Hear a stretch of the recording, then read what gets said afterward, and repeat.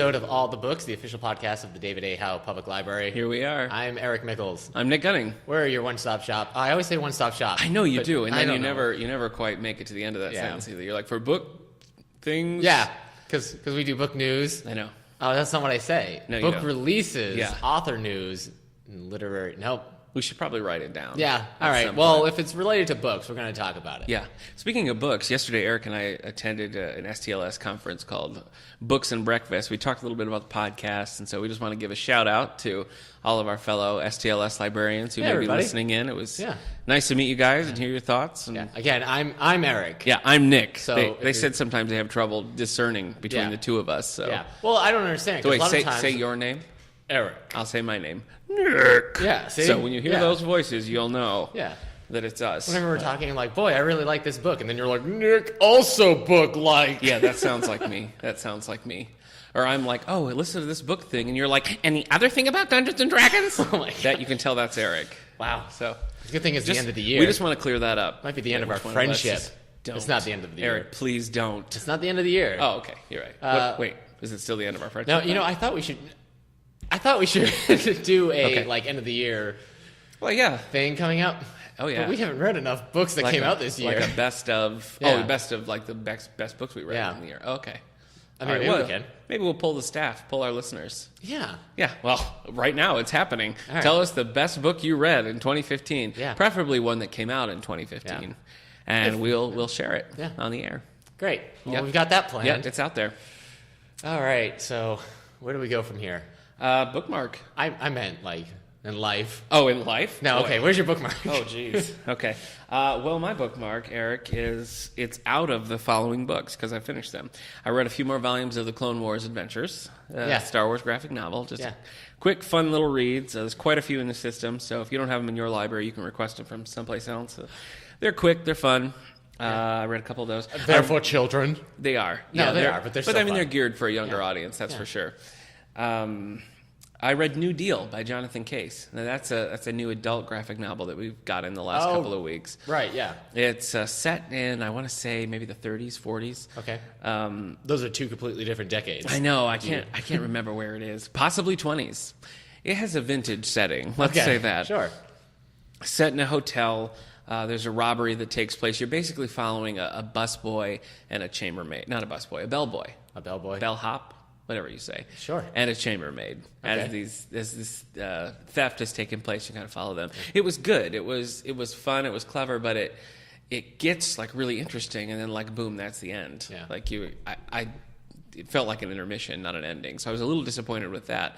But it's a good read. Okay. I would say it's worth picking up. A good reads? Yeah, like Goodreads. I don't. My wife says that we talk about Goodreads a lot, but we've never actually like said what Goodreads is.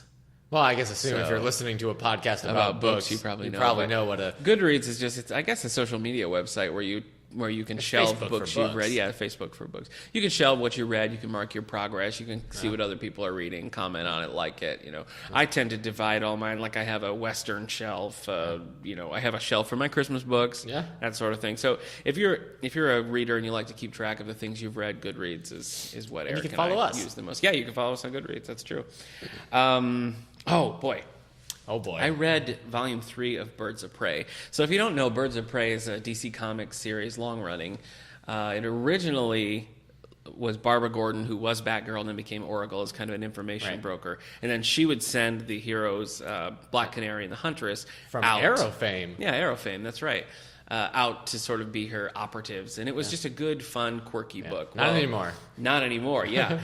In the New 52 version of it, so the New 52 is when DC Comics relaunched their whole continuity and issue ones of all the books. But, all right, I always forget you're explaining this to the listeners and not to me. I'm like, yes, Nick, I know what the New 52 is. Jeez. But anyway, so it's basically a reboot. So Birds of Prey started over with issue 1. And in the new continuity, Barbara Gordon is not Oracle. She's Batgirl again for some reason. Ooh. And so there's no Wolfman Nick. There's no one really in charge in the new Birds of Prey comics. It's like Batgirl, it's Black Canary, there's no Huntress, no Oracle. I guess I thought Black Canary was the one leading the charge. In the new comics? Well, she sort of is, but not as the leader. She's just kind of like the one people look to as like most experienced. So I guess all that's to say is I don't understand the new 52 version all of that's Birds to of Prey. say. It's not really a fun team-up book anymore. It's just like these 4 characters who are sort of friends, kind of getting into trouble. So you kind of described our life. Yeah. Like, it's not really that fun anymore. That's true, yeah. So, like, you're the Black Canary, and... Yeah. I don't know. Oh, wait, I want to be Huntress. Okay, well, I don't want to be New 52. She's not in it. Right. That's what I'm saying. New 52 Huntress. Anyway, so if you lost that train of thought there, all I'm trying to say is I read Birds of Prey Volume 3, and I'm not a fan of the current Birds of Prey series. I also read another, keeping in line with what we've been talking about, and our special segment of today, I read Star Wars The Cestus Deception by Stephen Barnes. Have you read this one, Eric? No. Okay. It's called The Cestus Deception? Cestus Deception. It's hard to say, I'll tell you that. The Cestus Deception. Yeah. I don't even want to hear you try to say it. I don't know what I thought I did just say it. Did you? Let me hear it. Cestus Deception. Oh, that was scary. It was touch and go. Right in the middle of it, it was like running a race, and you start to trip, you're like, oh no. Yep. It's like a free throw. Written by Stephen Barnes, set during the Clone Wars, the prequel era. Right. Follows Obi-Wan Kenobi and Kit Fisto. Yeah. And it... Kit Fisto's cool. He's the blue one who's always smiling. He's green. Well, he's always smiling. Okay. I guess I assume, because he's kind of like a Twi'lek, so I assume he's blue, but he's not. You're right. He's green. Anyway, not great. Not great, and I'll tell you why. The basic plot is... Cestus Deception? Yeah. Obi-Wan Kenobi and Kit Fisto are dispatched to the planet Cestus, which is, like, crucial to the Republic. They need them to, like, come in line. I know. Obi-Wan Kenobi is trying to work on, like, a diplomatic resolution, while Kit Fisto is secretly trying to, like, build up an insurgency in case diplomacy fails. Yeah. So... it sounds like kind of a cool premise, right? Sounds fun. Not. Ooh. Because it is just so mired in, like, Star Wars politics, which I've never been a fan of. Yeah. One of the reasons why I don't like the prequels so much is because they're so heavy on this really convoluted politics. System, and there's politics in the originals, but it's like Empire bad, Rebellion good, and that's all you need to know. Well, so I could go on about that. I know there's more. I think obviously it's going to be a different kind of story with the prequels because the Empire didn't just come out of nowhere. No, I know. I don't have a problem with the fact that they're political. I just think there's so much going on that I spend the whole time being like, okay, so Jango Fett is like the clone progenitor, but he's like working against the clones in the Republic. It's just, I don't know. I just never know. I'd say you could skip episode 1 and 2. Yeah. Just watch Revenge of the Sith. Yeah. And you'll get it. Yeah. So... yeah, if you have to watch one, Revenge of the Sith. But we shouldn't talk about this too much now. Stop talking about Star Wars. I know, we're coming to our big segment. Then finally, I finished Winter Street by Ellen Hildebrand. So this is one during our Christmas episode was on your top 10 list of books to get into the Christmas spirit. Well, it was a list I found. Well, I know. It's not on my top 10 I know Christmas that. list. The list that you suggested, and so I picked up that one. It was decent. Okay. Ellen Hildebrand is a pretty popular author. Yeah. I know her books here are popular with our patrons, but she's obviously a bestseller and a big every time author. She comes over to one of my game nights, she's always like, so she's the life of the party too. Yeah. So in real life, she's popular. It's really upsetting when people are like, "Oh, is she coming today?" Like, no, and you can see their faces. Yeah, I know they want. Ain't no party like an Ellen Hildebrand party because never mind.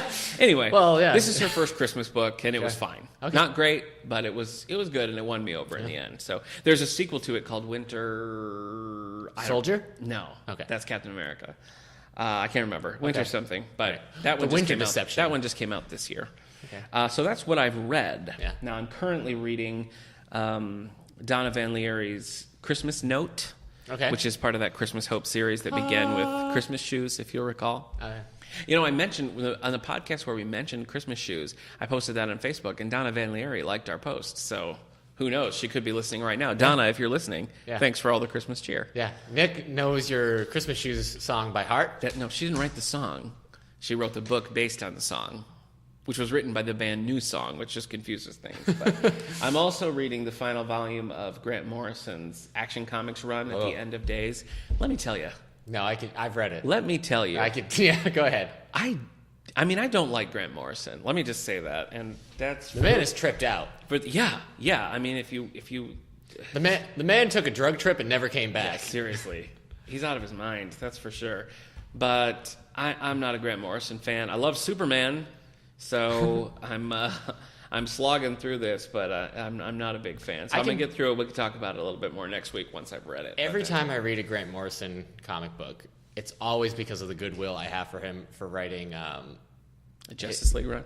his Justice League one is pretty good, but his X-Men run, his new X-Men run, okay, it was really good. It was really exciting. Right. Kind of injected life into the X-Men comics after the 90s, but everything else after that, it's just like, oh, but you did X-Men. I think he did something else that I really liked, and I can't remember. I don't know. He's just one of those guys where, like, I know if I met him in real life, I would be like, shut up. Yeah. So it just sort of comes through. Yeah. You know, any like interview you ever read with him, he seems like he's some sort of like weird ambassador from Neptune coming to study our world. Yeah.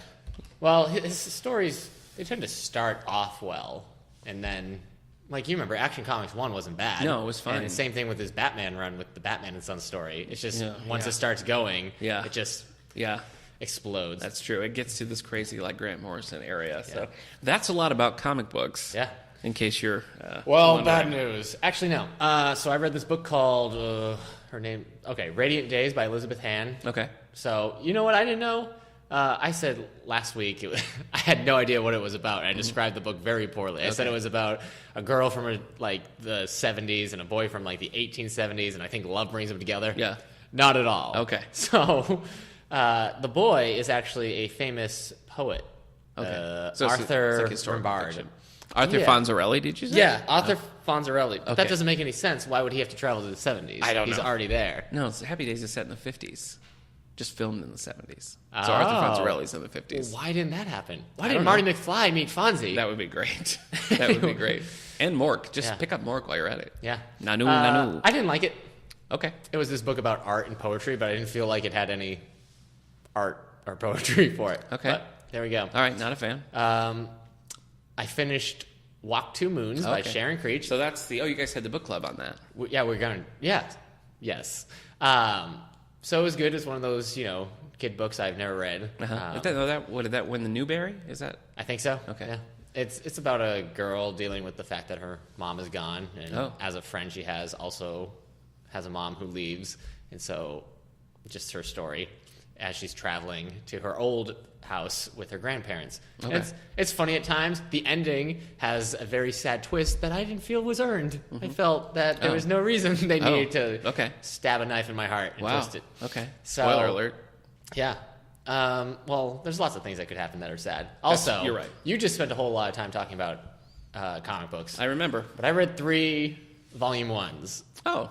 That's interesting. And we'll talk more about them, I think, in the segment. I read... Oh, they're Star Wars? Okay. They're all Star Wars. Okay. So I read... Well, give us a little taste now. I read Star Wars Darth Vader Volume 1. Okay. I read Star Wars Volume 1, Skywalker hold on. Strikes. Is that good? It was okay. When is that set? Is that set after New Hope? Or all of these comics are set right after New Hope. Okay. Like, New Hope ends... Okay. These comics. So they're kind of parallel then. And then I read Star Wars Princess Leia. Okay. Oh, I read Leia. Yeah. They are parallel. In fact, the Star Wars comic and the Darth Vader comic tend to intersect a lot. Oh, okay. Vader will have, like, Boba Fett go off to do a mission, and the mission is in Star Wars. Okay, cool. So, and those are all, Marvel comics now. So it's part of the new continuity, which we'll talk about. Are those available on our Marvel Now app then? Yeah, that's how I read most of them. Oh, okay. We have Princess Leia. I know we have that at our library, but I read the other 2. So, but we do subscribe to the Marvel Now app. So if you're in the library, you can read any Marvel comic, including sit down all one of the Star iPads. Wars. Yeah, including out of the 3 of them, the one I enjoyed the most was the Darth Vader one.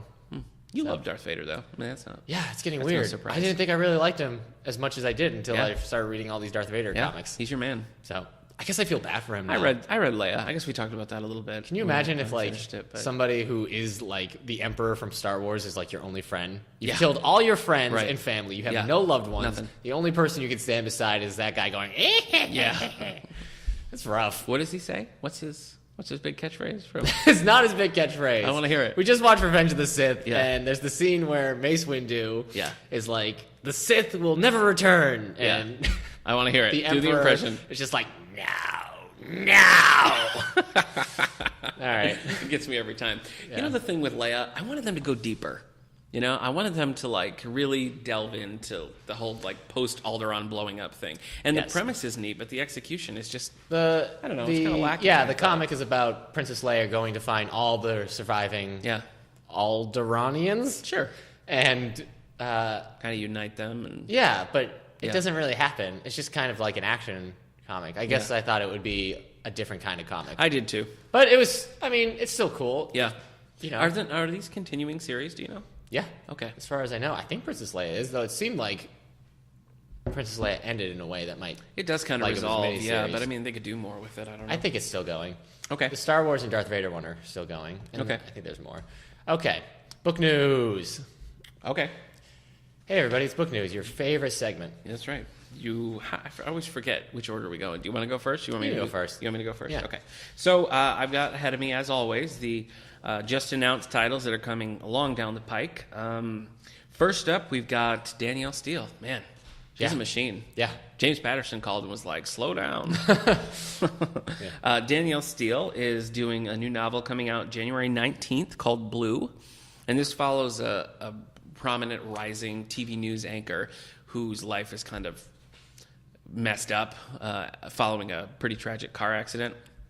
And so the book is about her sort of getting back on her feet and figuring out life. So yeah, probably. Yeah, good for her. Yeah, good for her. So that's Danielle Steele. So if you're a Danielle Steele fan, we will definitely have this in January.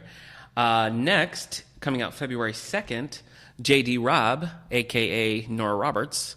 She uses the J.D. Robb one, I think, exclusively when she writes the In Death series. Maybe I'm wrong, but I'm pretty sure it's only the In Death.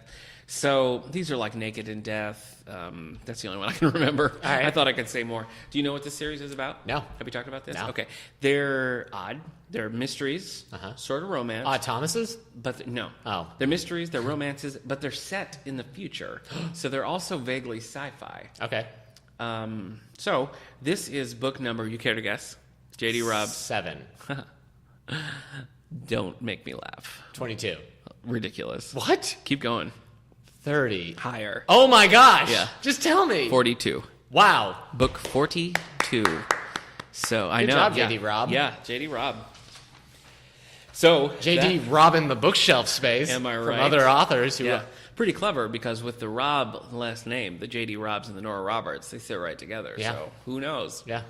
I once saw, when she first started doing this, there was like a picture on the back, and it was like J.D. Robb lives in whatever. She lives near like Nora Roberts. They share a house and a husband. And I was like, what? And then I realized, oh, same person. Okay. That's funny. I know, yeah. Good for you, Nora Roberts. Let me give you a little sample of what's coming out from large print. Ooh. All right. So these are large print titles that are coming out in March of 2016. Sure. So first we have a historical novel. This is part of a historical series. This one's set in the Civil War.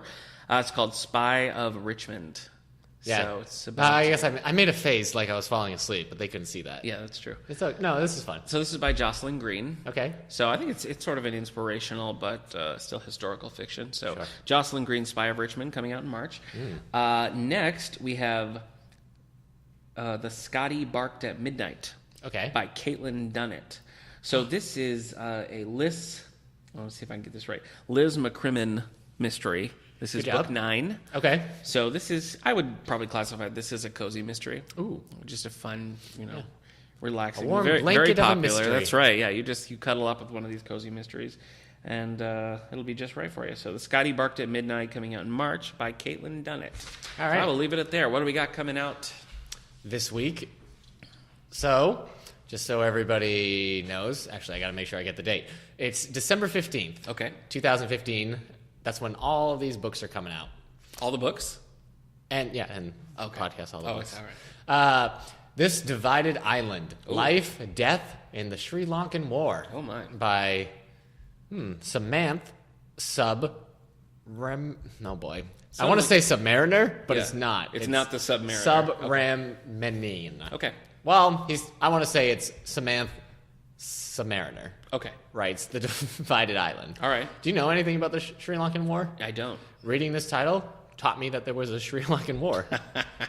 Oh, that's going to get me in trouble. Richard III, A Ruler and His Reputation by David Horspool. Okay. And really, what is a man without his reputation?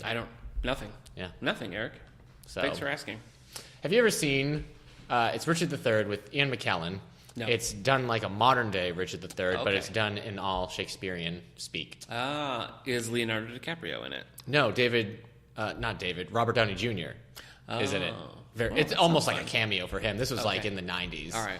97? So like in between prison stints, Robert Downey Jr. cleaned up and did Yeah. Richard III. All right. It's pretty good. If you like Shakespeare, Yeah. you've probably already seen it, so what am I telling you? Did you see the DiCaprio, who was it? Who's the girl? Romeo and Juliet. Yeah, what is her name? Claire Danes. Claire Danes, that's right. Yeah. My friend Rochelle and I tried to... I can't believe I know. you we forgot tried to Claire like Danes. bamboozle this double date to go see that in theaters. Didn't pan out for either one of us. Yeah. So that's it. That's just a... I don't like that movie either. I don't really like it either. Just an anecdote from my childhood. Yeah.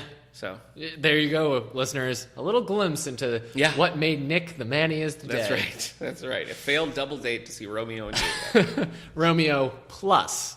Well, I think the people that we went with didn't realize that we were on a double date. Oh. So we kept that vital piece of information to ourselves. All right.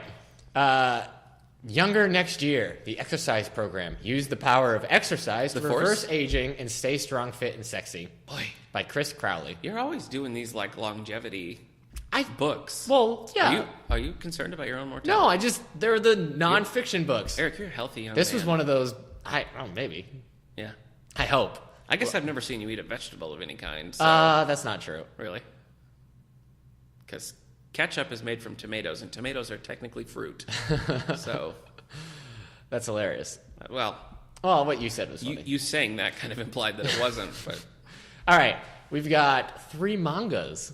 Hey, we never really talk about. We don't talk about manga options, no. but that was a big talk at the SCLS breakfast that we went to. A lot of manga talk, manga clubs and everything. Yeah, we got to start one up here. Yeah, we should. So I think we'd have an audience. Listeners, if you have young friends, or if by chance we have young listeners, and you want a manga club, if there's anything kids love, it's listen to men in their 30s talk about books on a podcast. Hold on, I'm 29. Oh, okay. I won't be 30 until August. Oh my gosh. Okay. I'm living life to its fullest. Oh my gosh, I'm going to be 30. Was that a plug for our listeners to get you birthday presents? Because I don't think it's I'm not work. saying they have to get it the day of my birthday. Really, all of August is my birthday. My birthday is January 4th. So if we're going to talk about birthdays, mine is weeks away. So. All right.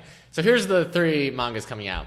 I'm going to be 33? Is that right? 33? That sounds right. Yeah. Wow. Okay. Because you're like 3 years older than me. All right. Now I know. Yeah. Maximum Ride, the manga. Jimmy Patterson. Volume 9. So we have up to 7, and I'm getting 8, and then 9 is coming out soon.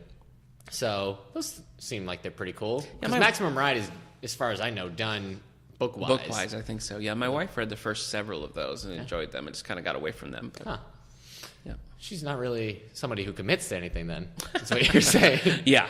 Okay.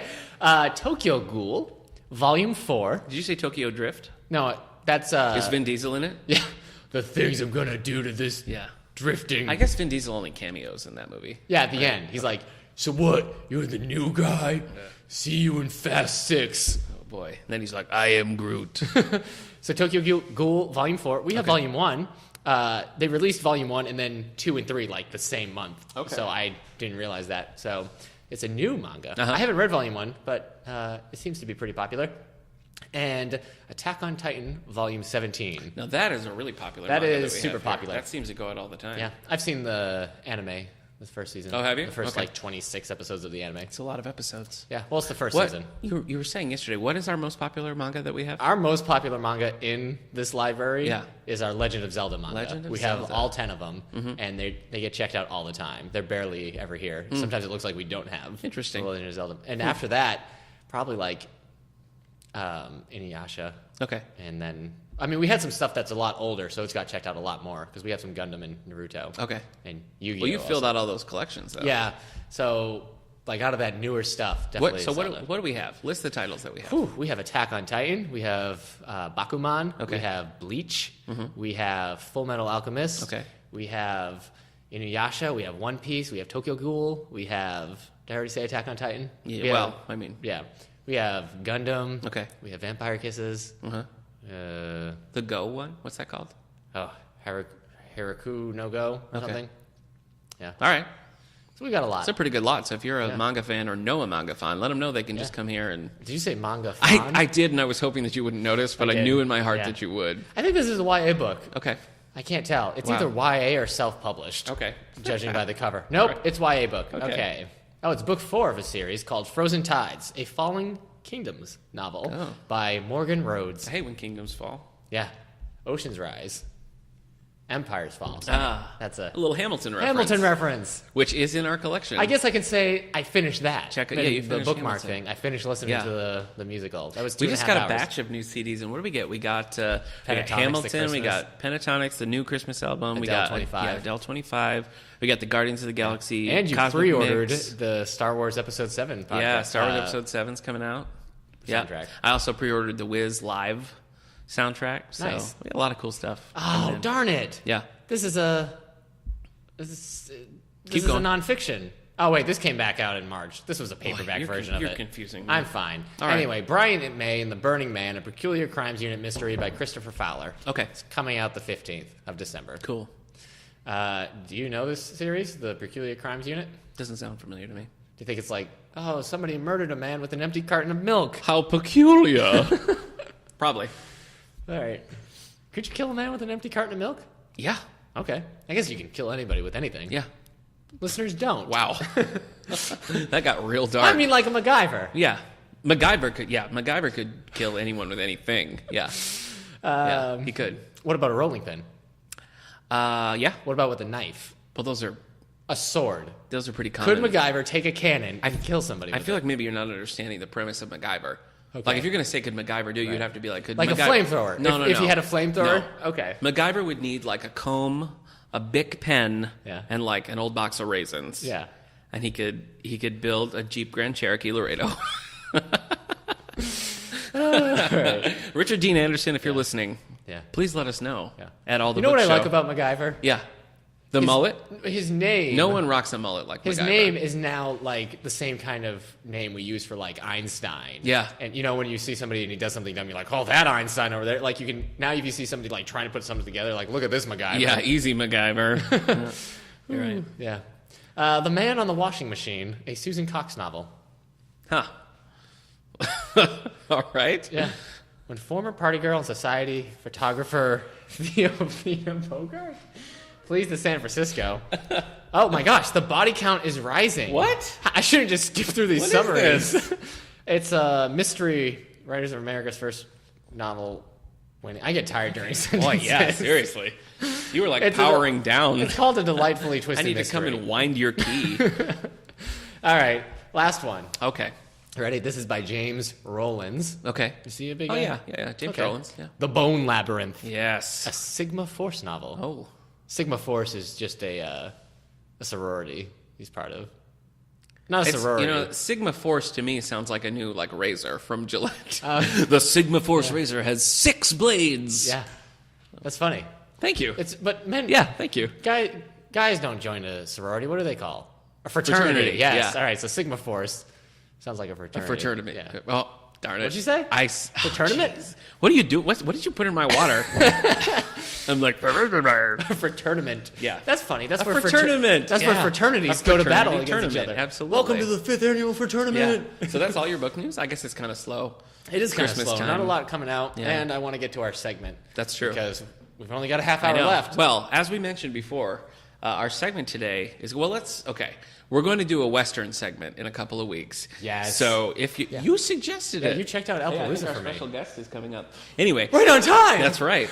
In a couple of weeks, we're going to be doing a segment on Westerns. So let us know your favorite Western. Yeah. Louis L'Amour, Zane Grey, classics like that, or more modern ones. Yeah. Let us know. We want to hear it. I'm not going to be much of a help that I know. week. You better start reading. I'll read Appaloosa. Yeah, read Not Appaloosa. Appaloosa. Watch some Appaloosa. movies. Appaloosa is, again, the Okay. Weird Al album, which Well, is Park. For us here. Did you say farce? No, I was... Anyway, for our segment today, as we've been talking about for weeks, this is going to be our lead-up to the opening of Star Wars: Force Awakens. Yeah. I don't know what I said. It's coming out. You're in trouble. It's coming out December 18th, December right? 18th. Okay, so this week, later podcast, this week, you're going to have Next your time chance to see Star Wars. we do this podcast, people will have seen Star Wars. That's right. So you can stop in the library and check out. We have a big Star Wars display right at the front desk. Yeah. Pretty much all of our adult Star Wars fiction is there. Also went over and used services with great picture books, the big DK books, some of the There's series. the juvenile Jedi retelling of Apprentice the series, original trilogy. yeah. And all our iPads have Marvel Unlimited. That's right. Which has all the Star Wars comics. That's true. So what we're going to do today is talk about Star Wars in general. We're going to focus probably more on the Star Wars books, the expanded universe, and just really dig into that. So Eric and I have read some Star Wars books, but we need to call in the big guns for this one. So we have with us as a special guest, our third special guest, Amanda Smith. So here, Amanda, you and I can share this microphone, so I have to get in here a little bit. So tell us, Amanda, how long have you worked at the library? It's been about 3 going on 4 years. 3 going on 4. Okay. Amanda, so come closer to the mic. Yeah, we got to get right in here. So Amanda splits her time with the youth services desk, the adult desk. She helps with cataloging. If you come into the library, and the auditorium. So she's all over the place. Okay, so I was thinking that maybe the best way into this would just to be, what is the first? Let's say your first experience with Star Wars, and then we'll talk about when you first started reading the novels. So do you remember the first time you saw the movie? Let's see. Or has it just been ever present? Has it No, always it's been kind of been ever present. Okay. It's always been in like the background. I feel like when I was younger, I watched my mom watching like A New Hope a lot, but I never actually saw it all the way through until maybe I was like 7 or 8 on my own. Yeah, I know that I had the VHS box set when I was a kid. I love the cartoons. I watch Droids and I watch Ewoks. Yeah. I hate when you bring that up. The cartoons. You've never seen the old school cartoons? Have you seen them? Nope, never saw the cartoons. Anyway. Ewoks is not good. Droids is kind of fun. Oh no! Wait, no. We got the Droids on DVD. Have you? Yeah. Wow. Yeah. Muppet Babies did a parody episode. Oh, yeah. I remember watching that as a kid and being like, I kind of know what they're parodying. Yeah, I know what you're talking about. Yeah. That might Ralph actually was be... Obi-Wan Kenobi, but he didn't die. Ralph Kenobi? Yeah. That's what it was? I'm pretty sure. That Have seems you like seen Muppet Babies? No, never Oh my saw gosh, Muppet Babies Amanda. either. Well, Classic. never grew up with TV, so. Oh, well, that would do it. At least he grew up with Star Wars. Yeah. That's true. That's true. All right, so let's talk about the fiction. So, I mean, for those of you who don't know, I don't know who you are. But... I mean, we did a whole Bond podcast where we talked about every single movie. Yeah. But so let's just go around and say which your favorite Star Wars is. Oh, okay. And then, all right, sure. I don't think we need to say our least favorite. Kick it off. What's your favorite? My favorite's Empire Strikes Back. All right, Amanda. It was Return of the Jedi for me. Yeah, I'm going to go with Return of the Jedi, too. And I think it's just, like, as a child, that was the one that's the one I wanted to watch. Yeah. You know? Yeah, that was the best. Empire Strikes Back I liked, but it was darker than the other. Well, when I was a kid, Return of the Jedi was my favorite. But, like, as I grew up and started watching them again, like, I started realizing that I really liked Empire. Yeah. So, it might be the most un-Star Wars-y that's true. of the Star Wars films sometimes. I guess, with like Return of the Jedi is just such a good like adventure story, and I always appreciated that about it. Yeah, it's got some of the best stuff. Yeah. Yep. So, all right, least favorite.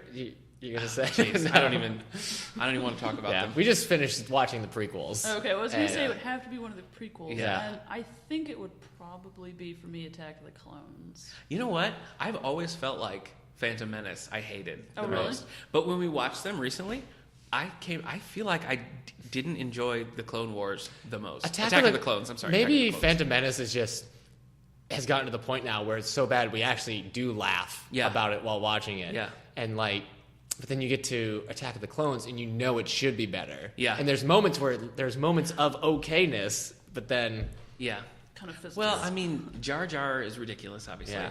But in Attack of the Clones, like it opens with that big, goofy slapstick chase, and then they do that big chase through the like the chompers and everything. Oh, that's end. bad. The factory. Hayden Christensen is so bad in Attack of the Clones.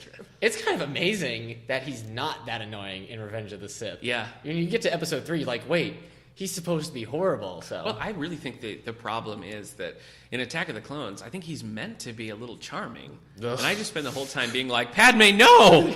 Can't you see? He's awful. You know what it is? I think I realized when watching Phantom Menace recently is that the things we used to remember being so bad, they're not really as bad now. Like, Jar Jar is annoying, but he's not in there as much as I remember him. I remember the Phantom Menace just being like, Jar Jar Binks just running through every shot being like, Usa no Busa! You know, but he's not in it that much. Right, he's still not funny, but terrible. He doesn't have as much screen time as I remember. Yeah. And even Jake Lloyd as little Anakin isn't in it as much. No, so he's not. Are you an angel? But then you get to Attack of the Clones and all the things you remember being so good aren't. No. So no. But I will say Revenge of the Sith is solid. That's it. I enjoyed that one. Do you like that one already? I do like that one. Okay. I try to push that one on people when they're like, I hate the prequels. I'm like, but Revenge of the Sith is so good. I don't even know that you need I mean, I think you probably. I did just. Yeah, you could watch Revenge of the Sith. Just skip the other two. It might. If you've seen the original 3 and you watch episode. Yeah. If you watch Revenge of the Sith without watching 1 and 2, maybe the whole Padme Anakin story would make more sense. That's true. You just accept them as a couple. Yeah, they must have been a couple for years. Yeah. They must have always been in love. There's probably some reason why she likes him. But if you've seen Attack of the Clones, you know there is no reason why she likes him. All right, so we got 2 Return of the Jedi, 1 Empire. Okay. All right. So let's see if that affects our book choices. Oh boy. Okay. Yeah, it might not. All right. Well, let's say what is the first Star Wars books you picked up? I can tell you right now. Jedi Apprentice #1 as a kid. Oh, okay. The Rising Force. This was after Phantom Menace came out. Okay. But this was telling the story of young child Obi-Wan Kenobi being trained by Qui-Gon Jinn. I only read the first one. I didn't follow the series because my parents had gotten this for my brother from a book club, and I just read it, and I kind of liked it, but we never got the other ones. I see. So it's just one of those kid series I never So the same for you? Yeah, I think that was one of the first ones that I picked up. It was either Jedi Apprentice or the Young Jedi Knights.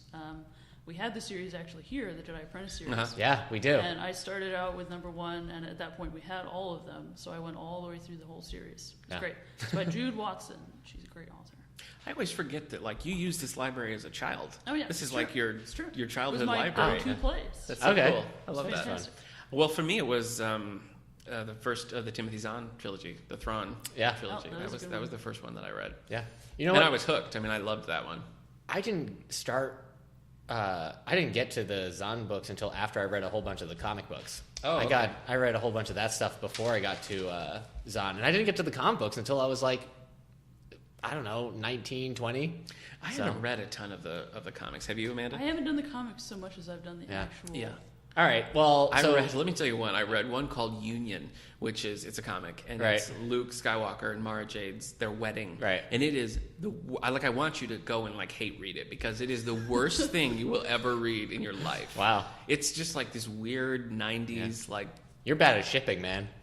What? Shipping. It's where you push for a certain relationship in a piece No, of it's fiction. just done so poorly that even. But I did read just a standalone Mara Jade graphic that was her background, and that was fun. I always like Mara Jade. I'm looking at it right now. Hand of the Yeah, Emperor's Hand. that's By it. the Emperor's Hand. That's it. Who wrote that? Do you have it up there? Zahn. I thought he did. Timothy Zahn. Yeah, Yeah, so he's big on doing Mara Jade. Yeah. Seems to be his favorite character. Yeah, Either that or Thrawn. Well, he created those, right? Yeah, I mean, he Talon created Mara Card Jade, and all that. Those were his babies. So we've said before in another podcast, the first Star Wars book was Splinter of a Mind's Eye. Yes. Amanda, have you ever read that one? I did, but it was ages ago. Yeah. You You've read it. I've read it. I haven't read that one, but that's the one where it's the first sequel to the very first Star Wars movie. Yeah, written by Alan Dean Foster. But it's before Empire came out, so people had no idea where Star Wars was going. Yeah. And I think it's if you haven't read it and you're a Star Wars fan, it's worth reading just to see like a what if. Yeah, because it's just so different. Yeah. It's like somebody, because George Lucas didn't write it, right? No, it was Alan Dean Foster. It's just someone else saying, having watched New Hope, this is where I think it's going. Yeah. So, Luke and Leia are still maybe a thing. Yeah, there's definitely. I mean, they're not kissing or anything, but their relationship is kind of the key to that book. I mean, they're definitely. They're definitely not brother and sister in Splinters of the Mind. They're not. And Darth Vader, so they call him Darth the whole time. Yeah. As if his first name is Darth. He's an accountant and his name is Yeah. Well, I think it took a while for people to realize that Darth was a title. Yeah. So. Yeah. But it is worth reading. Yeah. I would recommend checking that out because it's just such an odd little curio. But I think probably, as much as I love the Thrawn trilogy, I think I actually like the Corellian trilogy the best, which is by Roger Allen McBride. Right. Have either of you read that? I have read that one, but it was a while ago. Okay. All right, so for people who don't know, the Thrawn trilogy, it was the first official sequel to Return of the Jedi. Yeah, right? well, not official, but... Well, I mean... Book-wise, I think suppose. Lucas kind of gave it this is cool to do, but it wasn't his sequel. But those 3 books have been considered episodes 7 through 9 for a long time until they announced they were doing new ones. You read them, right? Yeah, they're just very well done. I think. I mean, I think they fit together really well. They just make a good trilogy package. Yeah. So, I would recommend those. I think if you were gonna start with the Star Wars book, I would go the Thrawn trilogy. Well, first. I mean, it shows you it sets everything up for post Return of the Jedi in the expanded universe. Yeah, they do. They do a lot of build up too, with like mentioning the Clone Wars and working that in and working on. It's funny to read some of that stuff and see how, because they didn't have the term Sith, so it's always Dark Jedi, which is fun. But and that's when they have like their twins. So and they're just Han Solo and Leia. Yeah, Han Solo and Leia have their twins, Jason and Jaina. Mara Jade shows up. Yep. So like it really does set up all those characters. Yeah, it's a big thing. Well, let's talk favorites in the expanded universe. Amanda, what is yours? There's a duology that Timothy Zahn does. Oh. It's Spectre of the Past and Vision of the Future. Yeah, I've read My those. favorite is probably Vision of the Future. Okay. What are those about? Those actually focus on Thrawn again, except that it's more of a... They've thought that they've killed Thrawn, but he's back, so to speak. And I don't want to give anything away, especially if people haven't read it. Right. But what they do is they go back and forth between Thrawn is back, everybody's trying to figure out what to do, how to handle it, and they go, and Mara Jade is in some kind of crisis, and Luke somehow knows because he's had a vision, and he's like, oh my word, I have to go save her. So he runs off to this unknown planet to go and save her. So the story goes back and forth between the whole galaxy trying to work on the Thrawn problem, and Luke trying to save Mara Jade and trying to figure out what's going on this unknown planet and figure out how to get off again. Right. Yeah, I like the duology too. The five Thrawn books I always enjoy, but I've read some other Timothy Zahn that I haven't liked so much. Did you read Survivor's Quest? Yeah, I did. Did you like that one? I liked it pretty well. Okay. I mean, it seemed a little odd for him just in terms of, the standard encompassment of the Thrawn trilogy. Yeah. But I thought he did well with it in writing it. It just seemed like a strange storyline. Yeah, that's true. I also didn't like Outbound Flight, which is set in like the Clone Wars era. Is that Timothy Zahn? It is Timothy Zahn. It was long. It was long. It was long. And it felt long. It did. That's the thing. It did. Sometimes you can just kind of truck through, but not that one. Mm-hmm. Eric, what about you? Well, if we're talking about books, I'm going to say Kenobi. Oh, okay. Star Wars That's Kenobi. more recent. Yeah, but I really liked it. And, I mean, I've read some good Star Wars books since or before, but it was just good. It kind of made me think that I do like the standalone novels more than the trilogy. And having read some more, I think that was right. Yeah, but I'm the opposite there, because when I'm looking at, when I'm writing my favorites, they're almost all series. Well, I mean, it's different. When you're doing like the series, you have to have lots of characters. You have to have lots of plot lines. When you do a standalone, you can have like one or two main characters, very specific storyline, and it can be like a quicker read. Kenobi was kind of like a Western. Like this was at the time before Disney bought Star Wars, the publisher. I can't remember who published it before they got it, but they were doing Star Wars stories with genres in place. So that's why we got Scoundrels was like the heist, and Kenobi was a Western, and that Mall book is a prison break. Okay. So it's right after Revenge of the Sith. Lockdown. Yeah. But Kenobi's right after Revenge of the Sith. It's about him just trying to now get used to the fact that he's going to be living on Tatooine for the next 20 years and having to keep a low profile. Mm-hmm. So it's about that and how sad he is and lonely he is. He keeps trying to talk to Qui-Gon Jinn, who's supposed to be in ghost form, but it's not really working. I haven't, when I'm looking back at I think we're the opposite here, but I tend to like books that follow the original three. Han, Leia, Luke. Yeah. And we are the opposite with that, yeah. Well, because I kind of felt like their stories were done. Yeah. I kind of felt like Return of the Jedi was like, and their stories done. But I mean, plenty of people will disagree with me about that. And now we're getting episode 7, which disagrees with me about that. So it's fine. Did you have a favorite era, like in which to read? I never thought I really enjoyed the time between 3 and 4. The prequels but I really do, because a lot of the books that I've read are set then. But also the Old Republic era. Oh, I've read it. I like the Old Republic era because you can have all that Star Wars stuff you like, but also not be beholden to the movies. You can have new characters, new adventures. I've read Revan and Deception. I read both of those. Revan. Yeah. Revan's. You've tried to explain Revan to me. It's the sequel. To the game, right? Isn't it connected to the game? Yeah, it is. It is connected to the game. I can't remember if it's like the sequel or if it's a tie-in to the game itself. Well, when I read it, knowing nothing about the game, it really seemed like there was stuff that I was missing. Okay, well, you should play the game. Yeah, there's a role-playing game that was on the original Xbox, and PC. I don't think it was on any of the other systems, but it was called Knights of the Old Republic. And the Old Republic era is like 4,000 years before Phantom Menace. And it's just the story about the Sith War that was happening during there. And I can't really talk about a lot of the story without giving that game away. If you haven't played the game, you should. It's everywhere. You can get it on Steam or Good Old Games. And it's compatible with the 360. So it was really fun. You'd become a Jedi, and then you'd have to like solve mysteries or take on other Sith. You'd go to Kashyyyk and have to free some Wookiees who have been enslaved.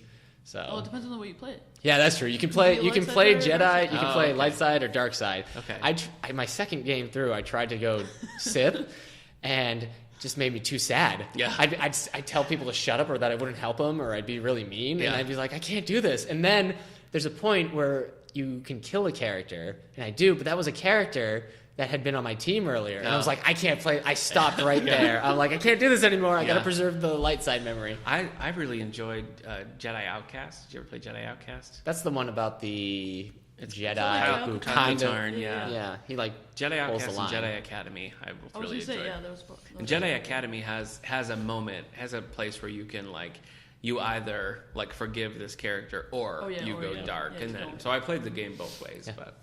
Yeah, Star Wars has had some pretty good video games. Yeah, if we were really a video game podcast, we could also have. just do an episode just on those. The Republic Commando was a first-person shooter where you were the clone troopers during the Clone Wars, and you realized they had it kind of hard. They did kind of a spin-off series for that. By Karen Travis. Which I actually axed, sort of. I can't remember if it was she was having troubles with some of the ways that they wanted her to write it. I think it was the way that they were changing who the Mandalorians were, and she was like, no, that's not what happened. Attack of the Clones came out, right? Yeah. And she wrote that, and then the cartoon series, the Clone Wars series, came out and started changing that stuff. Yeah. So. Yeah, I'm sure that's different. Because the way Star Wars canon works is that the movies are at the top, and then it's TV, and then it's books, followed by video games and other stuff. So if the TV show says one thing, then that trumps the books. Supersedes whatever else. Yeah. Well, the sad part was that she was already in the middle of the series. Yeah. So she was like, oh. Yeah, okay. I remember that, and I remember fans of her series being kind of upset too because of the way they were showing the clone trooper relationships. Yeah.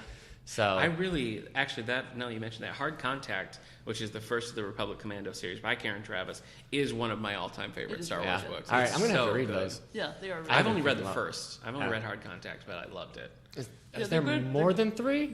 There's 4. Okay. The fourth one is the 501st, or something like that. And I think she was picking it up where the trilogy that she wrote ended, and she was going to continue from there. And since they changed the TV show and she wrote the 4th one, she kind of had to wrap it up really quickly, so the ending isn't really. There's not as much closure with the 4th one, unfortunately, but it's not really her fault. Yeah. Okay. I also love the Jedi Academy trilogy, Kevin J. Anderson. Yeah. So also, listeners, so the way it would go, you read the Thrawn trilogy, but then you got to read the comic book, Dark Empire, I think it's called. Maybe I'm wrong. It's a comic book trilogy that talks about. There it is, Dark Empire. Okay. That follows the Thrawn trilogy and deals with some certain characters coming back. And then it's the Jedi Academy series, which, for Amanda was telling me this, it was kind of confusing for you because you hadn't read the comic. Yeah, that's true. Yeah, I started reading the Jedi Academy trilogy, and I was like, did I miss something? Because they made reference to other things that had happened, and I hadn't read the comics at all. So that's one thing I've always appreciated about this Star Wars expanded universe is that there is such a clear chronology. You can go online, or most of the books in the front cover would have this is how these all fall into place. Yeah. And if you're a Star Trek fan, there's no continuity for that. There is sort of now, but there's never has been any That's because of alternate Star Trek universes. Right. Yeah. Yeah. There we go. But one of my favorite of the Clone Wars era is the MedStar duology. I love that. Do you? Okay. Yeah, I do. That's one of my all-time favorites. That's Michael Reeves. That's 2 books. Yeah.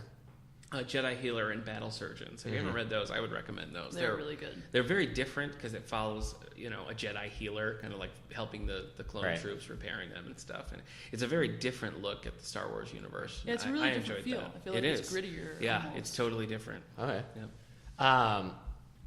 Okay, so there's tons of Star Wars comics out there, and I feel like that's another, like, it's just so prevalent everywhere. You could talk all about the books and not get done, and you could talk about the video games, and the comics are just the same. We could talk about the Ewok films. Stop. No one wants to talk about There's the Ewok two of films. them, Eric. Oh my gosh. Wilford Brimley's in them. That doesn't mean anything to anybody.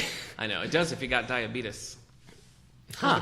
Commercials. This is Oh, commercial. all right.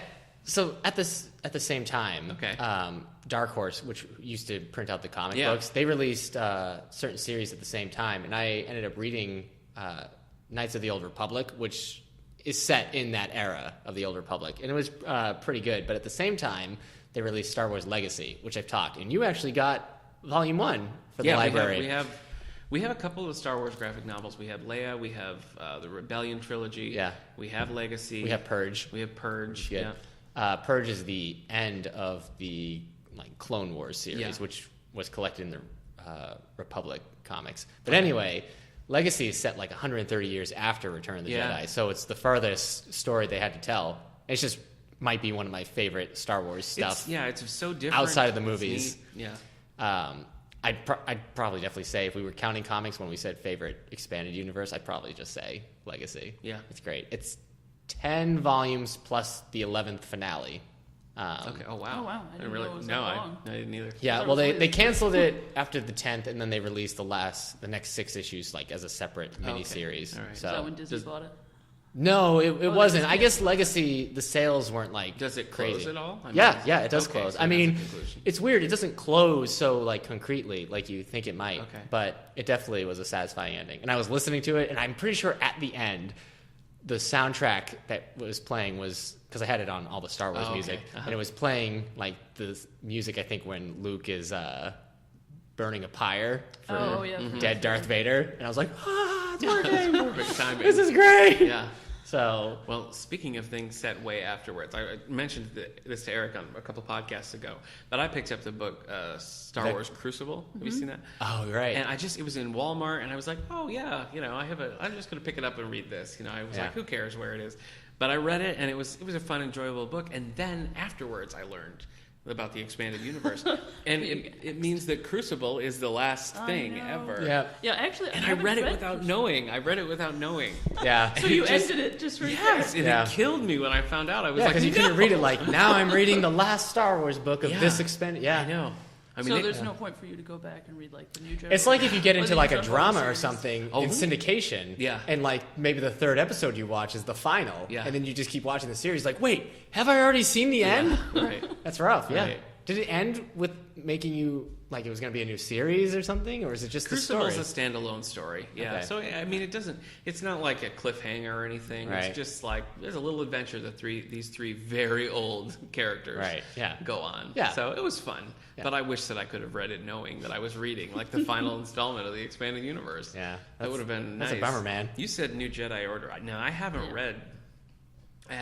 Didn't you start Vector Prime? I started Vector Prime, and I just didn't like it at all. Well, here's the deal. Yeah. When I started the Yu Zhongguang series, the New Jedi Order series, I skipped the first 3 books. Okay. Wow. Because I tried to read Vector Prime. Right. But I couldn't get into it, like you said. Yeah. It was long. It was boring. I just couldn't. A big focus on brand new characters too, which is always it was. You got to get that ratio I felt like I was right. sloughing through. I did too. So I jumped in, and I will admit that I jumped in, and I was reading along, and I discovered one of the characters had died, and I was like, wait, when did I miss that? Oh, yeah. Must have been earlier when I skipped those first 3 books or something. But it is a good series once you actually get into it. It is a little strange. It feels like a bit of a branch off from the norm of Star Wars. Yeah, the standard Empire versus Rebellion.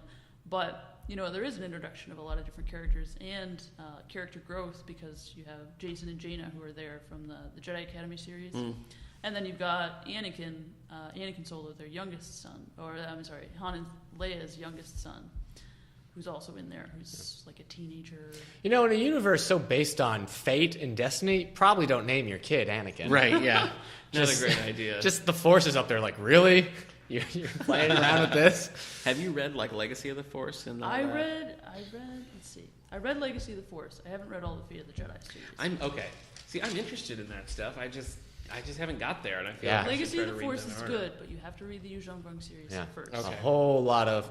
There was one one day, it was on a vacation from college, and I wanted to start reading the Star Wars books. And I think I was reading the first Thrawn book. And so I was just online. And even online, it's not super easy to find the reading order. Mm-hmm. And finally, I was able to put it together. And I have it still saved as a Word document on what I'm supposed to read after this. Wikipedia has... Yeah, they do have the list. They have a full list. When I found Wikipedia, I was like, what is this? I learned a lot about Hoth. Yeah.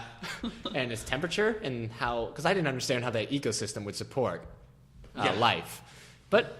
it works, I guess. Also, I learned the term reptomammal from Wikipedia. Wow. Rancor is a reptomammal. Okay. It's a species of Star Wars where it has like it's a mammal, reptile elements and mammal elements. Interesting. I'd like to. We should just give a count of how many of our regular listeners are still with us. Yeah, as they like turn off. He's like, did he just say reptomammals? Yeah. Let's do a little test. Katura, if you've gotten this far. Here, you want to know something? You want to know something? With the Jedi Academy series and a lot of the Expanded Universe, there was a Star Wars role-playing game that came out in the 80s, maybe early 90s, and all their extra material, like they released the rules and how to play the game and everything, but they released so much extra information for you to make campaigns around, and that stuff for the Expanded Universe has almost been treated as like real-life encyclopedia. Like if you want to learn about the reproduction process of Hutts... and I think we all do. It's in there. Okay. They have pouches. Wow.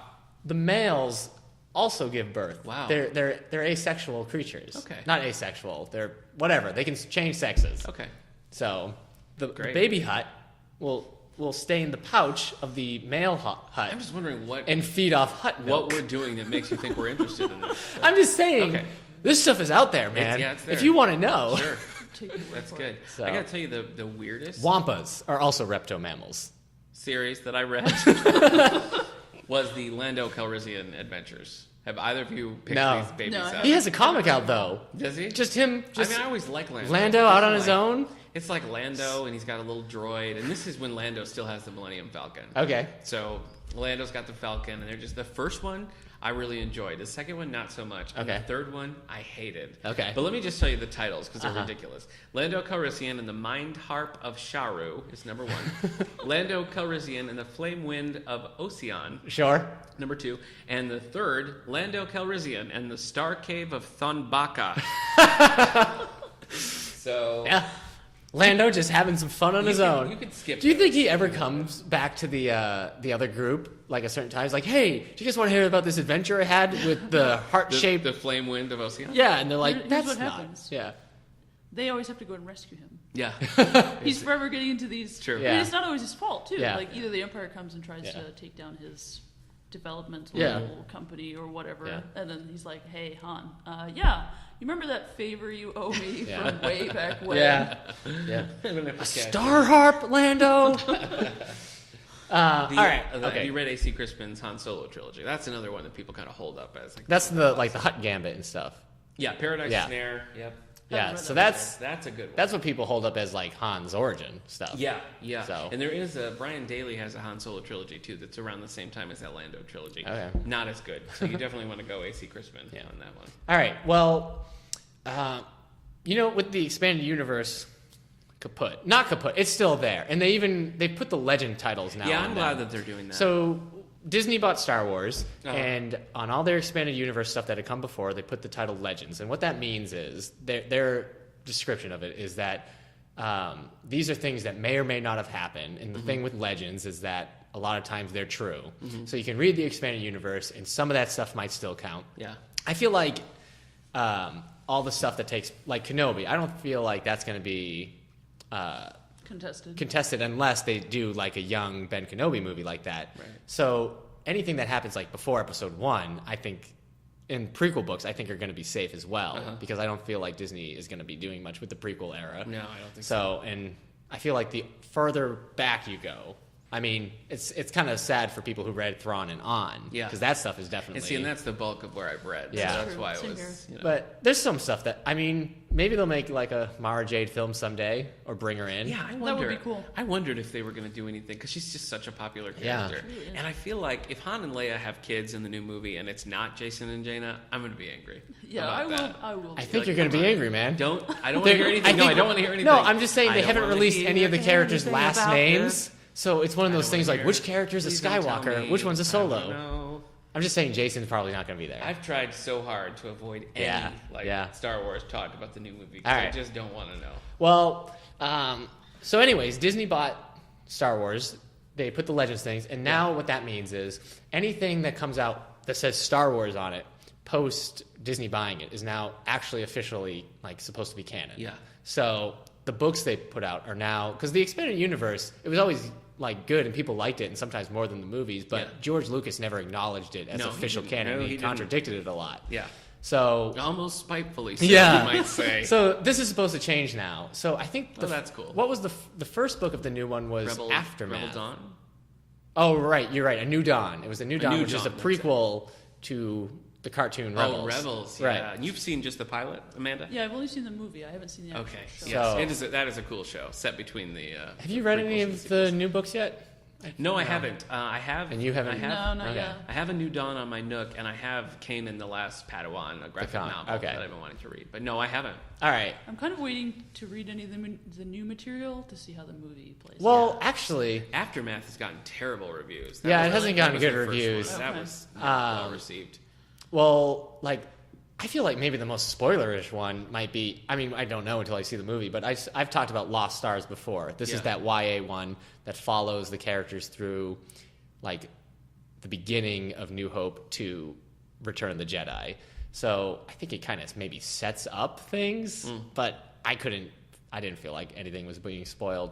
But these other two I read, Dark Disciple and Lords of the Sith. Dark Disciple is before Revenge of the Sith. It ends a character from the Clone Wars cartoons storyline, or closes it up. And then there's Lords of the Sith, which was just a Palpatine Vader story. So it's also set between the 3 and 4. They haven't put out a lot of, like, there's that Luke Skywalker one, the Heir to the Jedi. Oh yeah, actually I just bought that recently. I haven't read it yet. I'm interested in that one because it's in first person. It is. It's only the second first person Star Wars book to come out. What is the other one? I, Jedi. Oh, I've read I, Jedi. Yeah, that runs... Oh, yeah, that one is good. That's parallel to Jedi Academy. Yes. So, but you would like that, because that's a standalone. Yeah. But it encompasses mostly from the trilogy. So, that's like an official sequel, and so is Aftermath to Return of the Jedi. Right? Is Aftermath Return of the Jedi, or is it... I think Aftermath is after Return of the Jedi. Okay. It's a lot of the books... It's like bridging the gap. Right. Like those comics I talked about, Darth Vader, Star Wars, and Princess Leia. Those are all after New Hope. Okay. So they're filling in that gap. But all the new stuff has been, okay. It reads more like thriller stuff, like just quick adventure. Like Michael Jackson's Thriller? Like Clive Cussler in space. Oh. Maybe. Actually, holy crap. Why haven't I written that series yet? Clive Cussler books in space. There's a few other, like you said, the New Dawn, which we both have on our... Yeah. I got that one because it was like $1 that I need to read. There's another one, I can't remember. Where's my to read? I'm just going to type in Star Wars on my to read. But are there any of the new stuff coming out that you like want to read, Amanda? Or are you still a little bitter about... I'm still really hesitant to actually read any of the new stuff, like I said, because I'm waiting to see if the new movie's any good and how much it deviates from the expanded universe that I'm accustomed to. But I think probably eventually I'll end up just being like, well, it's changed. Tarkin. I'll end up reading it. Tarkin is on my list to read for some reason. Oh, I'm just not... Because kids love reading about Admiral Tarkin. I was going to get, probably in January, I'm going to pick up there's a little set that has... New Dawn and Tarkin like together in one. Yeah. So we'll probably have that in January. I've been reading a lot of villain Star Wars book, and it's kind of made me depressed. What's it say about your character? Yeah, I've read a lot of Darth Vader comics and stuff, and I read those books. I read Plagueis. I've been reading the Darth Bane trilogy. So like a whole lot of Sith books. And I'm just like, man, isn't there any hope in this? So I think after I finish Eric's Darth looking Bane for a trilogy, New Hope, Amanda. Yeah, I'm gonna read a New Dawn because I need a book. I'm not gonna go to the Darth Maul book or. Is Kendra joining you on your dark side? No, Kendra. She read Heir to the Empire. Oh, okay. So Thrawn. Yeah, cool. And that's it. She was reading Princess Leia yesterday. Okay. So that's about it. We're probably. We need to wrap it up. Okay. Well, let's just say quickly, favorite character. In Star Wars? In Star Wars. All together? Yeah, all together. I mean, okay. So I can't like specify like my favorite Sith, my favorite Jedi. Pick a one of your top characters, okay? Okay. Amanda, you start. Yeah, no pressure. I think if I had to pick one, it would probably be Mara Jade. I mean, okay. Out of all, so we're talking about out of everything out too. Of everybody that I know. Oh my gosh. So we can't count Jade HK-47. She's very cool. Yeah. See, but Nick, you don't know who HK-47 is. The droid from the Knights of the Old Republic game. He is who's cool. great. He's very snarky. Oh boy. All right. So you're saying Mara Jade. Do you want me to go? Yeah, I do want you to go. No, I can go. Okay. All right. Go ahead. I'm just gonna say Vader. I guess. Okay. I mean, again to the dark side. I know. Is there a particular like type of Vader story that you like? I guess It's a lot of maybe the pre-New Hope stuff. Okay. Like before he's like, so I'm when a he's still dad. like figuring it out and everything. Well, like I've said, it's just kind of sad. I'm new to this whole Sith thing. Yeah. Yeah. And it's also, he's very hateful still, and he doesn't really have any regret. But there are every now and moments where you realize, where maybe he's realizing he did something stupid. Yeah. Maybe I shouldn't have bit killed of a mistake. everyone. Yeah. But I mean, I also like Obi-Wan Kenobi. Okay. He's probably my favorite Jedi. Obi-Wan. Oh, I do like Qui-Gon. Actually. Yeah, Qui-Gon is cool. Yeah. Qui-Gon is cool. Even though Obi-Wan is always like messing things up. He doesn't do anything right in the series. series. That's what I don't like about the prequels. Yeah. And Obi-Wan Kenobi's like, oh, I tripped over my own lightsaber. It's like, okay, all right. Well, in New Hope, he's let's if you just strike chill me it down, I'll be more powerful than you can imagine. And then he's not really. I'm like, well, sure you can. He's like, Luke, keep doing what you're already doing. He's like, oh, thanks, Obi-Wan. Thanks, Obi-Wan. Could have done this while you were alive. Just called me up. Yeah. So. I was freezing on hot. He's like, okay, can you give me a blanket or something? Yeah, you must go to Dagobah. You, Luke. You were more powerful with a lightsaber, I feel. Nope. Well, I'm going to say that mine is Leia. And I particularly like anytime there's like Leia Jedi stuff. They don't really do much with it, but it happens. Yeah. Hope you don't want to see those in the new movies. It happens. Would you stop talking about the new movies? Don't spoil anything. I'm not. I'm just saying they've said. Stop. Don't. I don't want to know what they said. What don't you understand about that? Anyway, it happens a little bit in the Thrawn trilogy, and that was the thing that I like best about Crucible. That one that's the last. Luke and Leia sort of are like get stuck together somewhere, and they have to like Jedi their way out of it. And it's probably the only time that I've ever read that happening. Yeah. So that made that book that much better for me. That I got to see like Leia with her lightsaber, and I just think I like her whole like. She's like, I gotta try to run the whole world and be a Jedi. All right, I like her. Okay, so new movie comes out this week of the release of this podcast. What movie does it have to be as good as for you to be happy with it? I'm trying really hard not to like think in those terms. Because there are people, it seems like they're thinking this is the second coming almost for them with Star Wars movies. But like I've been burned by J.J. Abrams too many times. Right, yeah. Both J.J. Abrams and Star Wars. Yeah. We were both at FYE, and there were some people talking, and he was like, oh, I paid all this money. I'm going to be there at like 2 a.m. to be in line. And I was just like, everyone was doing this before Phantom Menace came out. Like, you're just, history's repeating itself with this. So I feel like the classic Star Wars trilogy is like special. Right. And even if these movies are great, I don't know that you're going to be able to capture that like nostalgia of the originals. That's the problem with trying to feed off nostalgia like you're I'm trying to set it to a category of its own. Right. Like, It's like its own thing. Yeah.